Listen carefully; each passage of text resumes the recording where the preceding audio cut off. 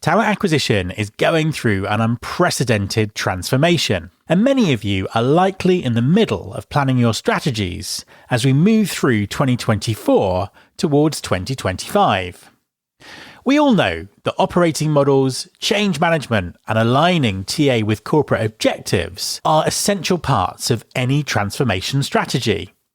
But with the market, and AI technologies in particular evolving so rapidly, there's a real risk that your strategy could quickly become outdated. That's where strategic foresight comes in. It's a proven methodology that helps you build credible future scenarios, create agile strategies, and most importantly, have a proactive influence on what the future of talent acquisition looks like, both within your organization and across the industry.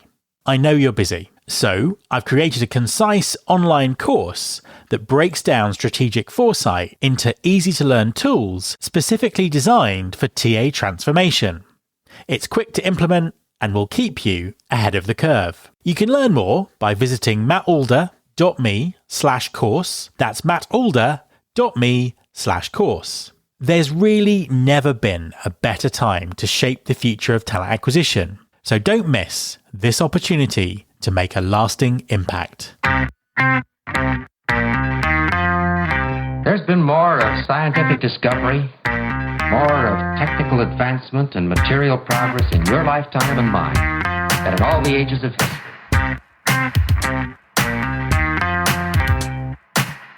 Hi there, welcome to episode 653 of Recruiting Future with me, Matt Alder. I know that many of you would agree that we're now beyond saturation point with the hype around AI and TA. It's clear that one way or another, Gen AI is going to become ubiquitous in the software that we use. So rather than talking about it as a topic on its own, we need to look carefully at the current and future impact on TA in terms of use cases, innovation, and the potential to rethink hiring. So, what are the proven use cases for AI right now? Where are we missing opportunities? And how are things going to develop in the short term? My guest this week is Mark Chaffee, co-founder and CEO at HackerJob. In our conversation, we discuss the current use cases for AI and the lessons that TA can learn from the impact that Gen AI has had on software engineering. Hi, Mark, and welcome back to the podcast. Matt, thank you so much for having me on. Always one of my favorite conversations. So looking forward to today. Well, always a pleasure to have you on the show. Just for anyone who may have missed your last appearance, could you introduce yourself and tell everyone what you do? Absolutely. My name's Mark. I'm the co-founder and CEO at HackerJob. Unbelievably, HackerJob has been going for 10 years this month. It is a crazy, crazy feeling. So yeah, I co-founded HackerJob with my co-founder Raz whilst we were still at university in King's College London.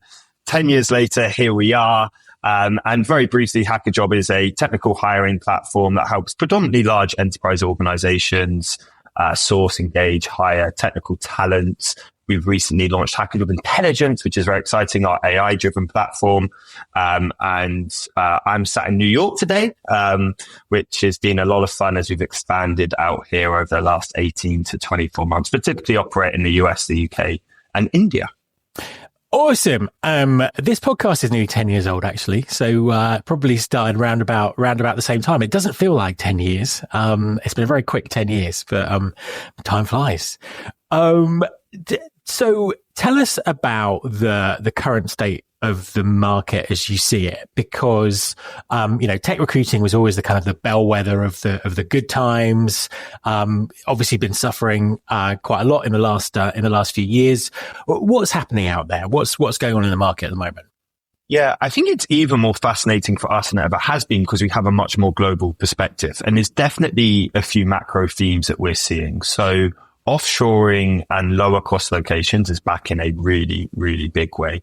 I was at a leadership summit this week with our investors, and nearly everyone I spoke to about tech hiring were exploring how do we find talent offshore in lower cost locations. And my hypothesis on this is twofold. Obviously, as interest rates go up, and it's amazing how much you talk about interest rates in being in the world of recruitment. I never thought I would. But as interest rates go up, investors in the public markets want returns in the nearer term versus the longer term. So I think organizations are looking at how do you become more profitable, and therefore, a lot of the cost base inside these organizations is people, and therefore how does that impact talent strategy? But I also do think that there's potentially a bit of a backlash to remote work and hybrid work. And if you're the CFO looking at a very, very expensive senior data scientist in California, or saying, actually, could we do that job in Mexico? And having that conversation. So undoubtedly that's a big trend and a big theme that we're seeing. And I don't think it means the demise of major tech hubs at all. But I think as people think about their talent blend and their talent mix, they're certainly looking at lower costs and lower cost locations. So I think that's a big, big trend. Obviously, we're going to talk a lot about AI today. What's really interesting is probably the best or second best use case for AI since it's become popular with the generative AI wave over the last 2 years is actually as a co-pilot to software engineers. And so as we think about the hiring for technical talent, it's going to be interesting to see how do companies approach their talent strategy when their existing engineers can be a lot more effective with these co-pilot tools. So Amazon recently released their quarterly earnings. I think it was the prior quarter. And they talked around 50,000 Java applications that had been rewritten using a co-pilot tool, Amazon's co-pilot tool. And it saved like hundreds of millions of developer hours in the process. And so how are we seeing that translate? Well, in the UK, there are a lot of these higher trained deploying models in the early career space. And I have a lot of fear right now for early careers and junior talent. There is a lot less hiring going on in the tech world in that space. And whether that is because of senior engineers leveraging these co-pilot tools, or other, trends, that is definitely another kind of macro theme that we're seeing. So there's a couple of things that are happening in the market as we see them. Yeah, interesting times. And that sort of early careers thing, it appears to be the sort of the thing that people haven't really worked out about AI. How does someone start a career? How do they get to the level where they need that co-pilot? And I think we've seen from other industries in the past where they've stopped focusing on early talent. They have these kind of huge issues sort of 5-10 years down the track. So, I'm presuming people think they can AI their way out of that, but it's an interesting situation, definitely. As we're talking about AI, let's talk about AI in recruiting. So huge amounts of talk about what that means for the future, what it means for the TA team of the future, all of those kind of things. What about right now? What can AI effectively do in the recruiting process right now? Yeah, it's such a brilliant question. And there is so much noise out there. I guess if I just take a quick step back and then we'll jump into what now. I do think that the fundamental technology shift is real. So I don't think this is blockchain and Web3 where bluntly we looked at it and we could just never see an interesting use case for recruitment that would ever become mainstream. I do think that this time is different and this technology is going to become mainstream. There is so much hype in the vendor space right now, and we can get into that around what is actually capable and what is it doing. I think if you think about the recruiter job, there is a number of very either manual or kind of data-led tasks that a recruiter does. And then there is a number of very human-led tasks that a recruiter does. I think in the manual tasks, there is no doubt you can do a bunch already. And it was hilarious. I was at a round table in New York recently with some great TA leaders, and they were talking about the thing they're most excited about for AI is interview scheduling and automating interview scheduling. And I think that's where there is the language used, maybe AI just gets chucked around, but that's some pretty basic automation that's been possible for quite a long time. And an interesting example where somebody might say, oh, now I'm leveraging AI to automate interviews. And it's like, well, you could kind of always do that. So that's not necessarily AI. I think where, if we really get into this latest wave of AI and what's called Gen AI, it's these large language models is the main innovation. And so if we dig into this and like, where can large language models be applied? So large language models, what are they? Well, basically a computer can now interact, engage, infer natural language. You know, what was a programming language, or what is a computer? A computer is called binary, right? It's zeros and ones. And programming languages were just layers of abstractions for ways for humans to communicate with a computer. And actually different programming languages have different layers of abstraction. Well, basically with ChatGPT, we've reached the ultimate layer of abstraction. You can now speak to a computer in a natural language. And fascinating, that was actually the Turing test, right? Alan Turing created the Turing test, which was, could a computer pretend to be a human and deceive a human and thinking that it was a human? And we've basically got that, which is an amazing innovation. So let's then apply that to recruitment.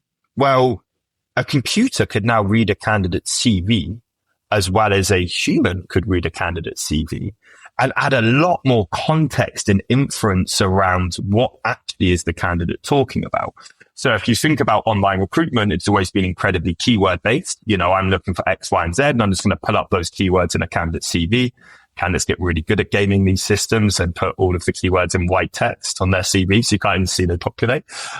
Whereas now, actually, you don't need to use a keyword. A large language model could read a candidate CV and actually explain back to the user, this is why they're a really good fit. So I think that's the first application that we're seeing work really, really well, is adding a lot more context into the matching. The second one I would give is how you actually gather requirements in the first place. And we've all got very used to writing in prompts to a ChatGPT or name your large language model of choice and interacting in this very conversational way. And I think that, again, going back to the lens of recruitment, we've all had those amazing experiences where you work with a recruitment agent, right? That third party recruiter. And actually, I often think it's the dialogue, it's the back and forth that makes that such a brilliant experience. Well, now when you're searching and discovering talent, you can have that back and forth with a computer and have that same level of dialogue. So I think we should be really clear around like what is actually AI.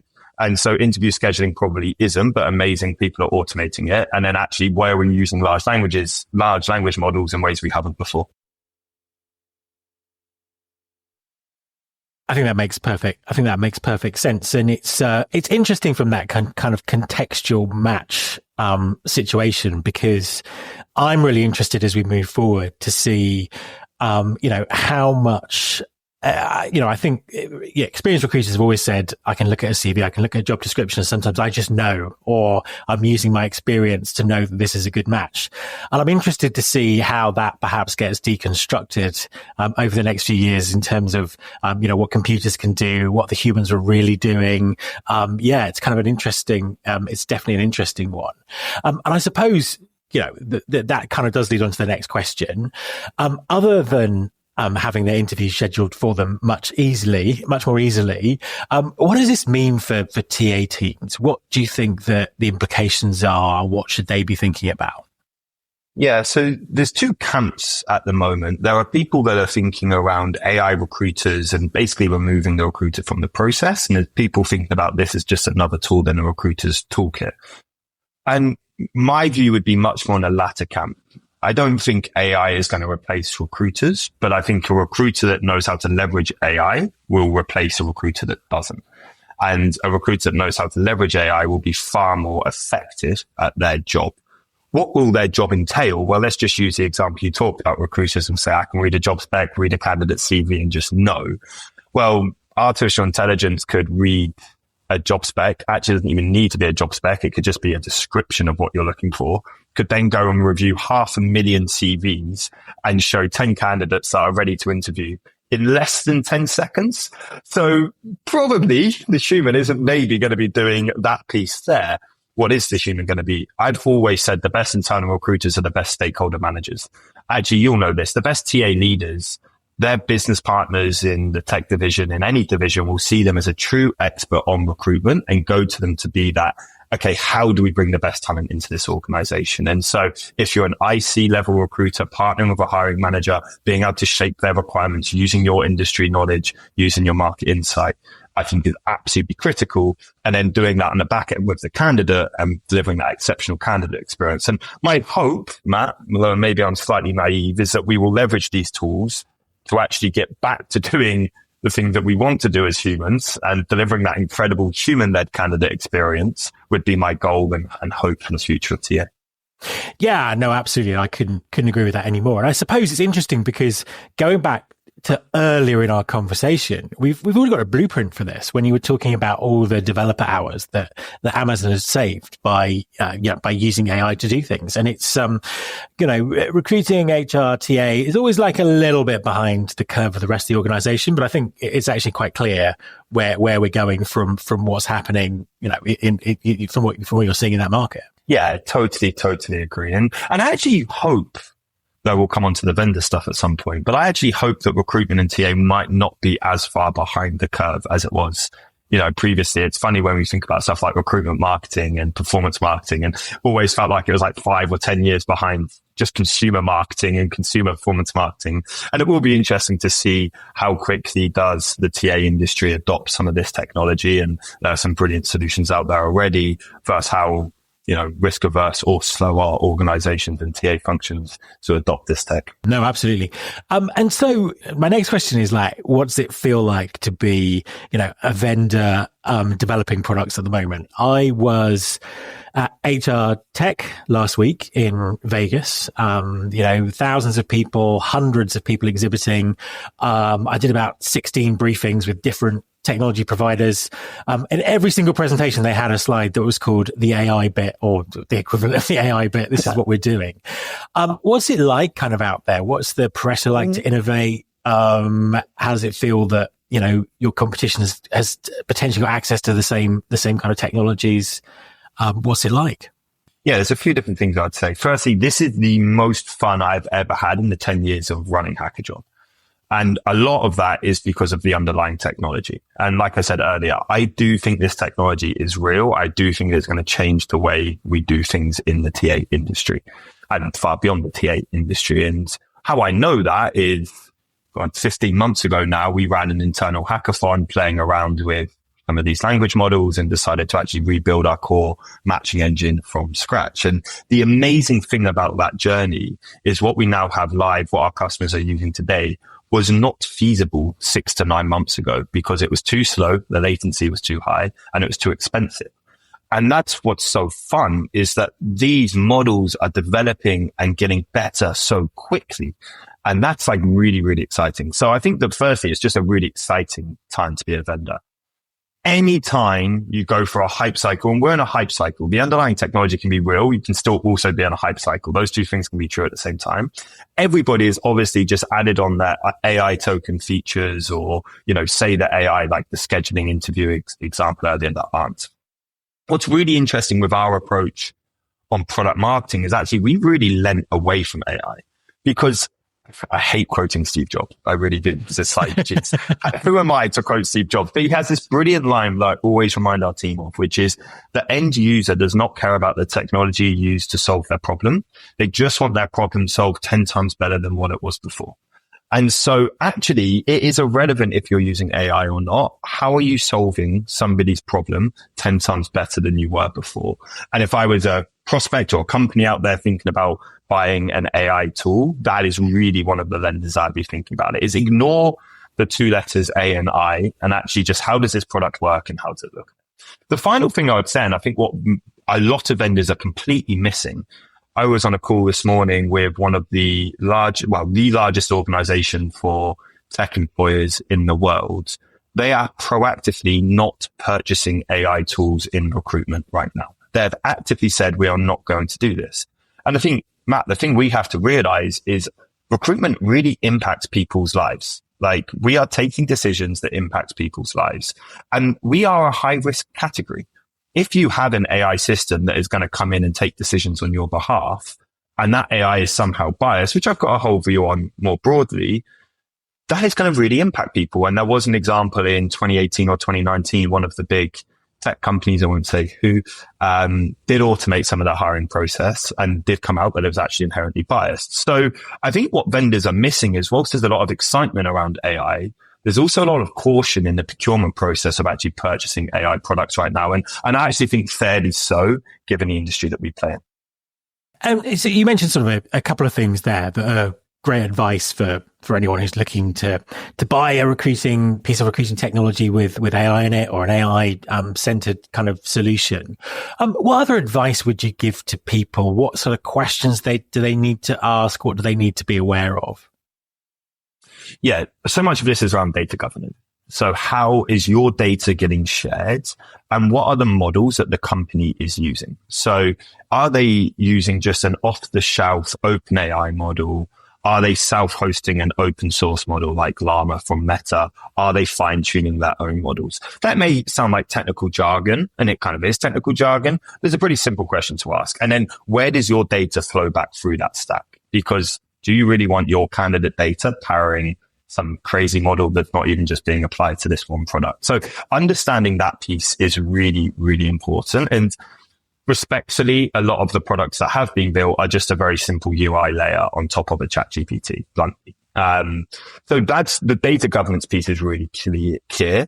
And if you do not know that, and maybe you're in a smaller organization, maybe leverage some of your tech team to help answer those questions. If you're in a larger organizations, your procurement team are going to be all over the data governance piece. So that's kind of the next piece I'd be looking at.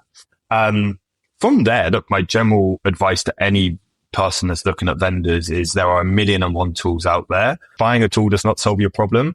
Your users are going to have to use that tool and apply that tool to solve the problem. So how can you make that as easy as possible? I would always be looking for integrations. Like, can this plug into my main system? Unless you're talking about ripping out your ATS or your CRM, actually everything else needs to plug in there, because getting adoption of the technology is key. You know, technology itself isn't going to solve the problem. You need adoption of the tech. So if we go back to what I said earlier, take out the letters A and I and actually just think, does this product solve a problem I have? Really be mindful of data governance and how is data flowing through from your systems into theirs, and how are they using that data? And then does it integrate into my team's workflow so they're actually going to use this technology in the first place? Final question for you. And it's a question in two parts. So what do you think things are going to look like in the future? And just to kind of frame that slightly, what do you think things will be like in 1 year's time? And what do you think they might be like in 5 years' time? Oh, what an amazing question. So what's interesting is I think in 1 year's time, we'll actually just start adopting the technology that is roughly available today. So I think actually what will be technically feasible will be far greater than where we are today. But from actually a TA industry perspective, a lot of that risk I talked about, the largest company for tech people in the world that I spoke to this morning, in a year's time, they will be leveraging AI in their sourcing team. There's no doubt about it. So I think in a year's time, the world isn't going to look too different from a TA perspective than what it does now. Because I think that's sort of the rate of adoption. However, having said that, technically, what will be feasible, I think, will be very different. My overarching view, which is where I'll get to on 5 years, is AI is going to have a far bigger impact than we could all ever imagine, but over a longer time horizon. And I think when you start looking at the 5-year horizon, you do start questioning, okay, well then really, how has this embedded into our workflows at this point? So for instance, do I have a agent that is always on, and me as a recruiter, the agent is watching everything that I do and just plugs in gaps on the way. So the agent sees that I'm on a call with a hiring manager and is listening in real time. When I say agent, effectively like an AI agent, is listening to the call with the hiring manager, and in real time has gone and sourced 20 candidates. And there's at the end of the call, it's gone, by the way, here are your 20 candidates that's being done. Or, 3 people while you're so having the call. Like that's the level I think you could end up getting to, right? And where my current mental models and this co-pilot, actually, I think you end up with like a co-agent, and all of us have these agents that are just doing work for us in the background and coming back, and the data sources they have access to are incredibly rich. So that to me is a very exciting future. I think it's going to be amazing to see how the world of work changes. I do think that this will be a fundamental technical and platform shift. But I think it will happen over a much longer period of time than we can all imagine. Mark, thank you very much for joining me. Matt, absolute pleasure. Thank you so much, dude. My thanks to Mark. You can follow this podcast on Apple Podcasts, on Spotify, or wherever you get your podcasts. You can search all the past episodes at recruitingfuture.com. On that site, you can also subscribe to our weekly newsletter, Recruiting Future Feast, and get the inside track on everything that's coming up on the show. Thanks very much for listening. I'll be back next time, and I hope you'll join me.